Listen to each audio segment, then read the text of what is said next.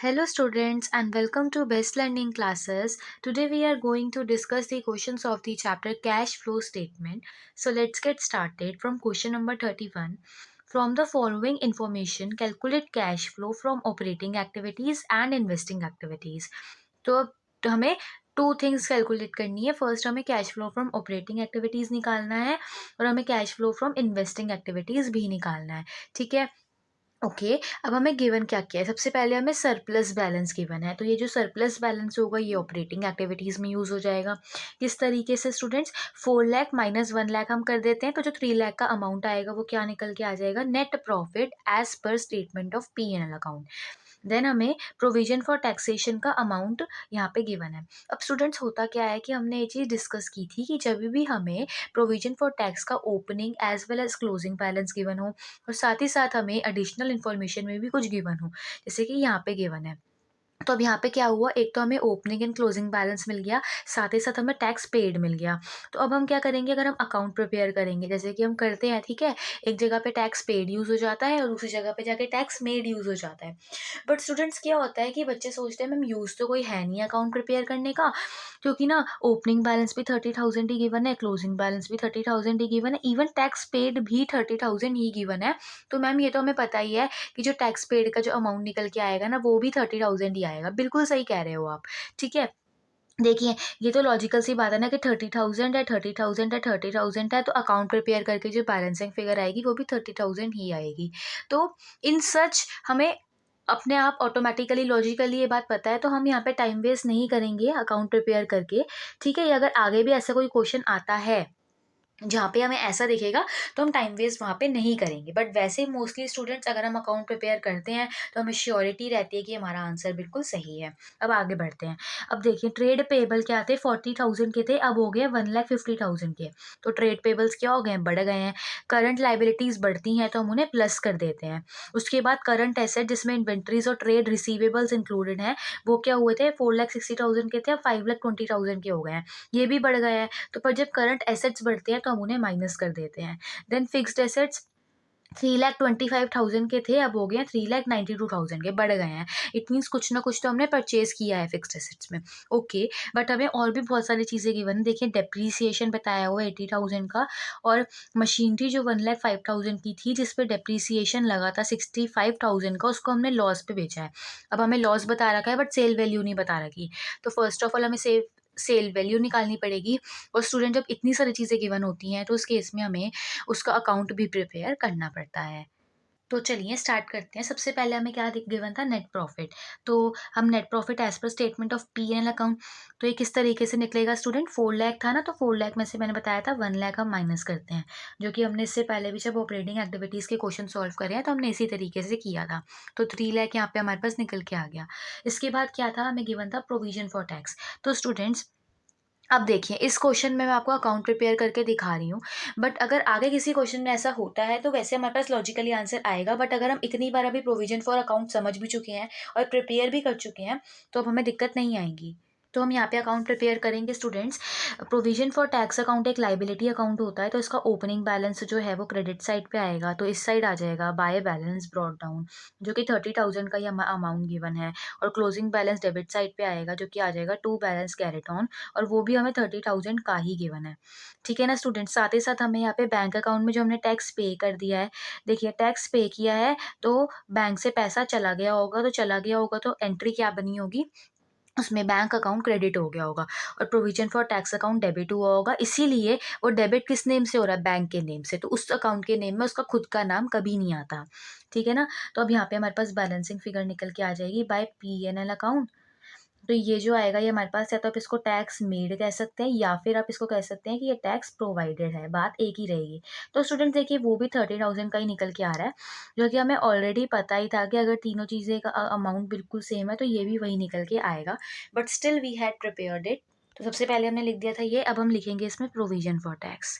Provision for tax. ठीक है. तो वो भी हमने अमाउंट निकाला है, 30,000 का ही अमाउंट निकल के आ रहा है, तो वही यहाँ पे हम लोग लिख देंगे 30,000 का. तो ये बन गया 3,30,000. तो ये 3,30,000 क्या आया है? Net profit before tax and extra ordinary items. Extra ordinary items. अब आगे बढ़ते हैं। अब क्या क्या चीज़ें ऐड होती हैं, जैसे कि देखिए डेप्रीसिएशन, राइट। डेप्रीसिएशन हो या एमोटाइजेशन हो, एमोटाइजेशन से रिलेटेड कुछ गिवन नहीं है, बट डेप्रीसिएशन देखिए एडिशनल इन्फॉर्मेशन के फर्स्ट पॉइंट में आपको 80,000 की बता रखी थी, तो वो हम यहाँ पे ऐड करेंगे। ठीक है, आगे क्या ऐड करेंगे, अगर कोई लॉस हुआ होगा तो वो ऐड कर देंगे और प्रॉफिट होगा तो माइनस कर देंगे। तो इस केस में हमें बता रखा था was sold at a loss of 8,000 additional information के फर्स्ट पॉइंट में ही। तो यहाँ पे लॉस ऑन सेल और फिक्स्ड एसेट ये हम ऐड कर देंगे, और वही अगर स्टूडेंट्स प्रॉफिट होता तो वो माइनस हो जाता। तो 8,000, तो ये टोटल कितना हो गया, 88,000 का टोटल हो गया। और अगर हम इन दोनों को अब ऐड कर देते हैं तो 4,18,000 जो है वो निकल के आ जाएगा। ये 4,18,000 क्या आया है, operating profit before working capital changes. Operating profit before working capital changes. अब इसके बाद हम करंट एसेट्स और करंट लाइबिलिटीज़ का ट्रीटमेंट करते हैं। तो हमें बता रखा था कि जो ट्रेड पेबल्स हमने देखा कि देखिए 40,000 के थे, अब 1,50,000 के हो गए हैं, तो इट मीन्स ट्रेड पेबल में क्या हो रहा है, इंक्रीज हो रहा है। तो ट्रेड पेबल मतलब करंट लाइबिलिटी बढ़ती है तो वो क्या हो जाती है, प्लस हो जाती है। तो यहाँ पे हम प्लस कर देंगे 1,10,000, तो क्या आ जाएगा 5,28,000। ठीक है। अब अगर करंट एसेट्स भी स्टूडेंट्स इंक्रीज ही हो रहे थे, तो अगर करंट एसेट्स इंक्रीज हो रहे हैं तो हम उन्हें माइनस कर देंगे। तो किस हिसाब से इंक्रीज हो रहे थे, वो अमाउंट आपके पास इन दोनों अमाउंट को माइनस करके निकल के आ जाएगा, जो कि आ रहा है 60,000 का। तो हम इसमें से माइनस करेंगे तो 4,68,000 जो है वो निकल के आ जाएगा। अब ये जो 4,38,000 आया, 68,000 आ गया हमारे पास। अब हम क्या करेंगे, टैक्स पेड यहाँ पे क्या हो जाता है, माइनस। अब क्या बात थी कि टैक्स पेड भी 30,000 ही आ रहा था, तो इसमें से अब टैक्स पेड माइनस हो जाएगा जो कि 30,000 का था, और इसको माइनस करके 4,38,000 निकल के आ जाएगा। और ये और कुछ नहीं, जबकि हमारे पास cash flow from operating activities ही आया है, cash flow from operating activities. ठीक है ना स्टूडेंट, तो सारी चीज़ें हमें पता ही थी। हमने पहले नेट प्रॉफिट लिखा, देन उसमें प्रोविजन फॉर टैक्स ऐड कर दिया, तो हमारे पास net profit before tax and extraordinary item आ गया। फिर हमने डेप्रीसिएशन लॉस ऐड करा, तो operating profit before working capital changes आया। Then current assets and current liabilities का ट्रीटमेंट किया। अगर क्वेश्चन में हमें टैक्स पेड भी गिवन होता है तो हम वो भी लास्ट में जाके माइनस कर देते हैं। तो अब finally cash flow from operating activities आ गया। अब बात करेंगे cash flow from investing activities की। अब क्या बात होती है, cash flow from investing activities में सिर्फ दो ही चीज़ें मोस्टली इंक्लूड होती हैं, एक परचेज और अगर कुछ सेल का अमाउंट गिवन हो तो इन्वेस्टिंग एक्टिविटीज़ का अमाउंट निकालने के लिए हमें यहाँ पे एक और अकाउंट प्रिपेयर करना पड़ेगा, that is fixed assets account. ठीक है, तो फिक्स्ड एसेट क्या होते हैं, एसेट होते हैं, तो इनकी जो ओपनिंग बैलेंस होगा वो डेबिट साइड पे आएगा, है ना, क्योंकि ये एसेट है। तो बैलेंस ब्रॉट डाउन यहाँ पे कितने का आ जाएगा, 3,25,000 का निकल के आ जाएगा। इसके बाद उसने हमें क्या बोला होगा, हमें उसने क्लोजिंग बैलेंस भी बता दिया है। तो क्रेडिट साइड पे आ जाएगा बाय बैलेंस कैरेट डाउन, जो कि है 3,92,000 का। अब क्या क्या चीज़ें थी वो देखते हैं आराम से। देखिए देखिए, सबसे पहले हम क्या करते थे, हर क्वेश्चन में हम कॉस्ट माइनस डेप्रीसिएशन करते हैं, तो वही हम यहाँ पे भी करेंगे। देखिए उसने हमें कॉस्ट क्या बता रखी थी, मशीनरी थी 1,05,000 की, और उस पर हमने डेप्रीसिएशन कितनी लगाई है, 65,000 की डेप्रीसिएशन लगाई है। तो अब उसकी जो वैल्यू बची थी वो 40,000 की बच गई थी। ठीक है, बट हमने उसको लॉस पे बेचा है 8,000 के, तो स्टूडेंट सेल वैल्यू क्या बन गई, देखिए 40,000 की बची थी और हमने उसको 8,000 के लॉस पे बेचा है। इट मीन्स हमने उसे 32,000 पे बेच दिया है, तो ये आ गई सेल वैल्यू। तो दो चीज़ें इंक्लूड होंगी, एक है लॉस का अमाउंट इंक्लूड होगा और एक है सेल वैल्यू इंक्लूड होगी। तो जब सेल हुई होगी तो एसेट कम हो गया होगा, तो वो क्रेडिट साइड पे आएगा, तो बाय सेल जो कि बैंक अकाउंट में जाता है। 32,000 लॉस हुआ है तो वो भी क्रेडिट साइड पे ही आएगा, बट इन केस प्रॉफिट हुआ होता तो वो डेबिट साइड पे चला जाता 8,000 का। ठीक है, देन हमें डेप्रीसिएशन का अमाउंट भी पता रखा है, डेप्रीसिएशन से भी एसेट की वैल्यू कम ही हुई होती है ना, तो इसलिए वो भी यहाँ पे क्रेडिट हो जाएगा 80,000 की। तो अब यहाँ पे सिंपली हमारे पास बैंक अकाउंट में परचेज की बैलेंसिंग फिगर अगेन निकल के आ जाएगी। अब स्टूडेंट्स ये तो हमने ऑलरेडी देख लिया था कि 3,25,000 की थी, और अगर अब वो 3,92,000 की होगी तो कुछ परचेज ही हुआ है, बट स्टिल हमने अकाउंट प्रिपेयर करके वो ईजिली कैलकुलेट कर लिया। तो ये क्या आई है, हम लोगों के पास बैलेंसिंग फिगर आई है। तो क्या अमाउंट ये निकल के आ रहा है, 1,87,000। अब हम अकाउंट क्लोज कर सकते हैं 5,12,000। अब वही हम यहाँ पे इंक्लूड करेंगे। तो सबसे पहले हम देखते हैं, देखिए हमें यहाँ पे मशीनरी जो सोल्ड सेल हुई है ना, मशीनरी सेल ऑफ मशीनरी, वो वाला अमाउंट यहाँ पे प्लस हो जाएगा। तो मशीनरी सोल्ड हुई है 32,000 के लिए। अगर साथ में ही हमने कुछ परचेज भी किया है, तो परचेज ऑफ मशीनरी, परचेज अभी हमने निकाला है 1,87,000 का आ रहा है, और ये दोनों चीज़ें हमने वर्किंग नोट में ही निकाली हैं। ठीक है, तो हमारे पास ये 1,55,000 आ गया। तो स्टूडेंट्स हम यहाँ पे कैश यूज्ड लिखेंगे क्योंकि नेगेटिव बैलेंस आ रहा है। Now next question, question number 32, from the following information calculate cash flow from financing activities. Okay, तो फाइनेंसिंग एक्टिविटी की बात हो रही है। अब देखिए, long term loan opening balance उसका है 2 लाख और क्लोजिंग बैलेंस है 2,50,000। इट मीन स्टूडेंट जो ये लॉन्ग टर्म लोन है क्या हो गया, बढ़ गया है, बढ़ गया है। इट मीन्स हमने और लोन ले लिया है। अच्छा, अब हम जब लोन लेते हैं स्टूडेंट्स, तो कैश का इनफ्लो होता है तो वो प्लस हो जाता है, और जब हम लोन रीपे करते हैं तो कैश का आउटफ्लो होता है तो वो माइनस हो जाता है। ये चीज़ आपको अपने ध्यान में रखनी है, जो कि हमने फॉर्मेट डिस्कस करते हुए भी ये चीज़ डिस्कस की थी। ठीक है ना। अब देखिए, साथ ही साथ उसने ये भी बता दिया कि उसने रीपे भी किया है। रीपे किया होगा तो कैश का आउटफ्लो हो गया होगा तो वो माइनस हो जाएगा। Very easy question. सबसे पहले हम यहाँ पे लॉन्ग टर्म लोन का अकाउंट प्रिपेयर करेंगे कि हमें पता लग जाए कि एक्चुअली में उन्होंने कितना लोन लिया है। तो ये क्या होता है, लोन लाइबिलिटी है, तो लाइबिलिटी है तो ओपनिंग बैलेंस क्रेडिट साइड पे आएगा। तो बाय बैलेंस ब्रॉट डाउन, जो कि 2 लाख का हमें अमाउंट गिवन है, और टू बैलेंस कैरेट डाउन, जो कि 2,50,000 का अमाउंट गिवन है। अब उसने, अब देखिए, अब उसने क्या बोला है कि रीपे कर दिया। देखिए, जब लोन रीपे कर दिया होगा तो लाइबिलिटी कम हो गई होगी, जब लाइबिलिटी कम होती है तो वो डेबिट हो जाती है। तो यहाँ पे बैंक से कम होगी और रीपेमेंट हुई है, तो रीपेमेंट, राइट। उसने हमें अमाउंट भी बता रखा है 1 लाख का। तो अब इस अकाउंट को सॉल्व करके हमारे पास यहाँ पे रेज्ड कितना किया है लोन, वो हमें पता लग गया। लोन रेज्ड वो आ रहा है अमाउंट 1,50,000 का। तो स्टूडेंट्स देखिए कितनी इंपॉर्टेंस थी यहाँ पे अकाउंट प्रिपेयर करने की, है ना, वरना हमें पता ही नहीं लग पाता कि उसने कितना लोन लिया है। तो अकाउंट की इसीलिए इजीली हमें पता लग जाता है। अब देखिए कितना इजी था। वो लाइबिलिटी थी तो ओपनिंग बैलेंस क्रेडिट साइड पे आया, और वो क्लोजिंग बैलेंस डेबिट साइड पे आ गया। रीपेमेंट किया, बैंक से पैसा चला गया होगा, लाइबिलिटी कम हुई है डेबिट हो जाएगी, रेज हुई है बढ़ गई है तो क्रेडिट हो जाएगी। 1,50,000 का अमाउंट हमारे पास यहाँ पे निकल के आ गया है सिंपली। तो अब हम यहाँ पे सिंपली क्या लिख सकते हैं, अगर लोन रीपे किया है तो कैश का आउटफ्लो हुआ होगा, जो कि 1 लाख का है तो वो माइनस हो जाएगा। और अगर न्यू लोन रेज किया है तो वो कैश का इनफ्लो है तो वो प्लस हो जाएगा, जो कि अभी हमने निकाला 1,50,000 का, ये वर्किंग नोट में निकाला है। तो ये अमाउंट क्या निकल के आ गया 50,000 का, और ये क्या आ रहा है, पॉजिटिव बैलेंस आ रहा है। इट मीन्स ये कैश फ्लो है फ्रॉम फाइनेंसिंग एक्टिविटीज़। तो स्टूडेंट्स देखिए, इसीलिए कहा जाता है कि जो ऑपरेटिंग एक्टिविटीज़ है ना, उसमें कुछ चीज़ें ध्यान रखनी पड़ती हैं, उसमें काफ़ी चीज़ें इंक्लूड होती हैं। बट फाइनेंसिंग और investing as compare to operating easy होता है ना। पर अगर हम बहुत सारे क्वेश्चन प्रैक्टिस कर लेते हैं ना, तो हमें दिक्कत ऑपरेटिंग में भी नहीं आती है। अब देखते हैं 33 क्वेश्चन।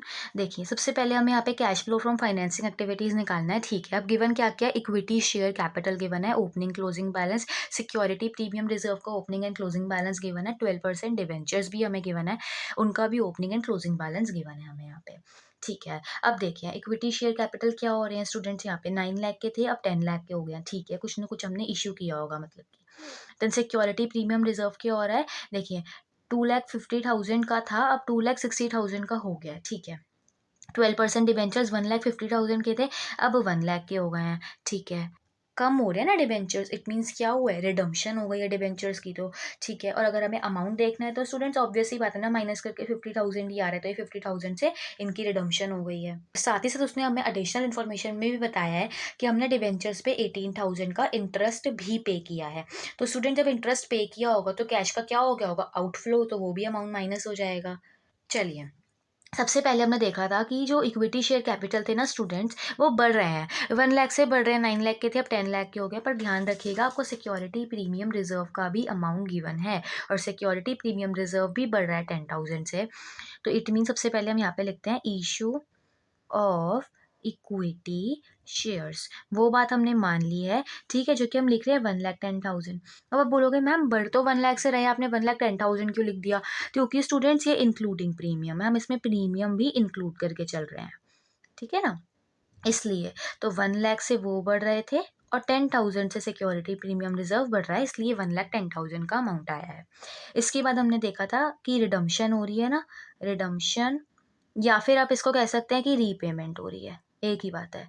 ठीक है, ऑफ 12% डिबेंचर्स, ठीक है ना। 1,50,000 के थे, अब 1,00,000 के हो गए, तो 50,000 से कम हो गए हैं। तो स्टूडेंट अगर हमने प्री पेमेंट करी होगी या रिडम्पशन हुआ होगा तो कैश का आउटफ्लो हो गया होगा, तो इसलिए हम माइनस में लिखेंगे, ठीक है। And then interest paid on debentures, देखिए 12% लिखा था, इट मीन्स कुछ ना कुछ इंटरेस्ट तो था ही, तो उन्होंने हमें वो डायरेक्टली बता दिया है, तो ईजी हो गया हमारे लोगों के लिए।